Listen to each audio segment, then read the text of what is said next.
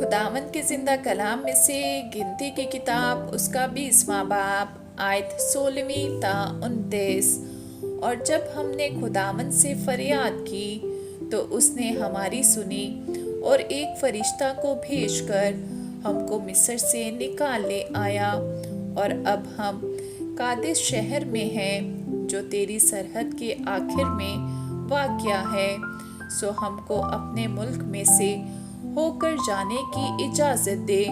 ہم کھیتوں اور تاکستانوں میں سے ہو کر نہیں گزریں گے اور نہ کنووں کا پانی پئیں گے۔ ہم شاہراہ پر چل کر جائیں گے اور داہنے یا بائیں ہاتھ نہیں مڑیں گے جب تک تیری سرحد سے باہر نکل نہ جائیں۔ پر شاہ ادوم نے کہلا بھیجا کہ تو میرے ملک سے ہو کر جانے نہیں پائے گا، ورنہ میں تلوار لے کر تیرا مقابلہ کروں گا۔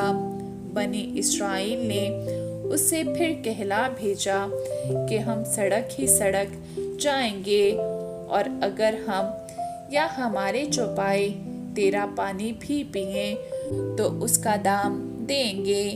ہم کو اور کچھ نہیں چاہیے سوا اس کے کہ ہم کو پاؤں پاؤں چل کر نکل جانے دے۔ پر اس نے کہا تو ہرگز نکلنے نہیں پائے گا، اور ادوم اس کے مقابلہ کے لیے بہت سے آدمی اور ہتھیار لے کر نکل آیا۔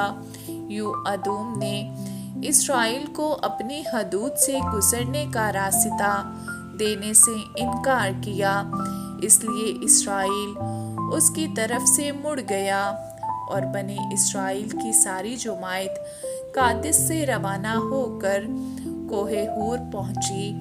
اور خداوند نے کوہ حور پر جو ادوم کی سرحد سے ملا ہوا تھا موسیٰ اور ہارون سے کہا، ہارون اپنے لوگوں میں جا ملے گا، کیونکہ وہ اس ملک میں جو میں نے بنی اسرائیل کو دیا ہے جانے نہیں پائے گا، اس لیے کہ مریبہ کے چشمہ پر تم نے میرے کلام کے خلاف عمل کیا۔